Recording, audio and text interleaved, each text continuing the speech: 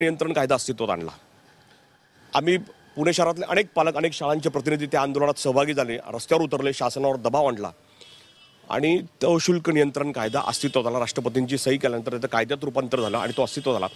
त्याच्यानंतर सरकार बदललं।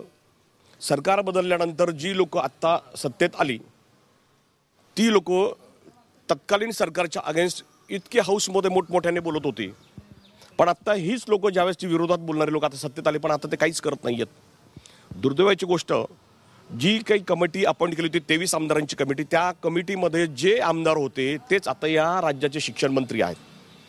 आता मला गंमतच वाटते बाबा, आता शिक्षण मंत्र्यांकडे बरेच काही पोर्टफोलिओ आहेत, सांस्कृतिक खात्याचा पण त्यांच्याकडे कारभार आहे।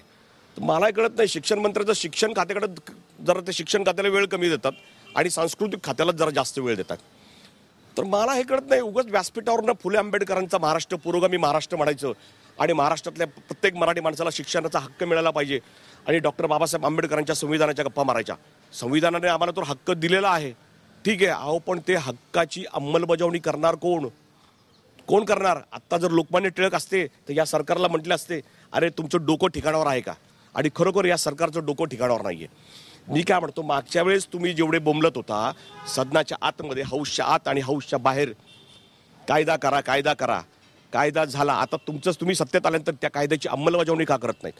अंमलबजावणी झाली तर या पालकांना दिलासा मिळेल आणि या शिक्षण संस्थाच्या चालकांची जी मुजोरी आहे ती कुठेतरी थांबेल, ह्या पालकांना कुठेतरी न्याय मिळेल।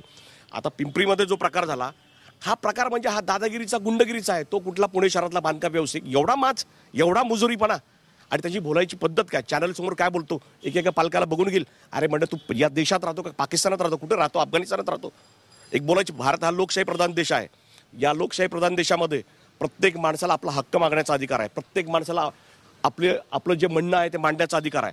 आणि जर हा अधिकार कोण हिरावून घेत असेल आणि जर कोणी याची गळचेपी करत असेल ते या पुणे शहरातले पालक कदापि सहन करणार नाहीत।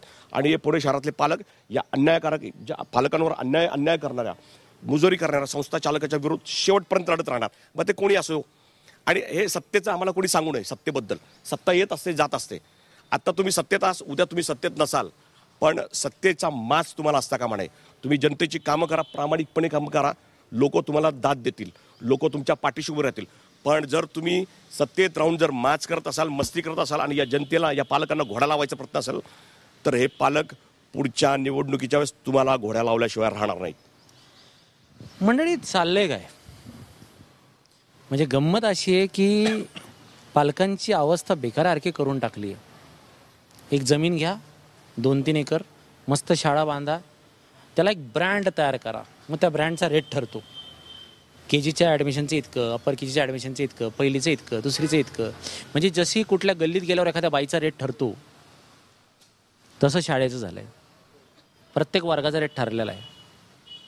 मग पालक सोनं विक, कोणी आपलं घर विक, कोणी आपलं फार्म हाऊस विक, कोणी आपलं राहता घरावर लोन घे,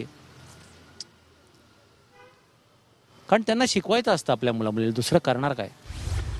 शिक्षण शुल्क नियंत्रण कायदा जो राष्ट्रवादी काँग्रेस आणि काँग्रेस सरकारच्या कार्यकाळामध्ये अस्तित्वात आला, तोच कायदा आत्ता जे शिक्षण मंत्री जे आहेत विनोदजी तावडे आत्ता म्हणतायत की आम्ही तो कायदा अंमलात आणू किंवा अस्तित्वात आणू, पण आत्ताच्या शिक्षण मंत्र्यांना वेळच नाही आहे, त्यांना शिक्षणासाठी वेळ नाही आहे। फक्त सांस्कृतिक खात्यामध्ये बायका नाचवणे आणि नाचलेल्या बायका पाहणे, याच्या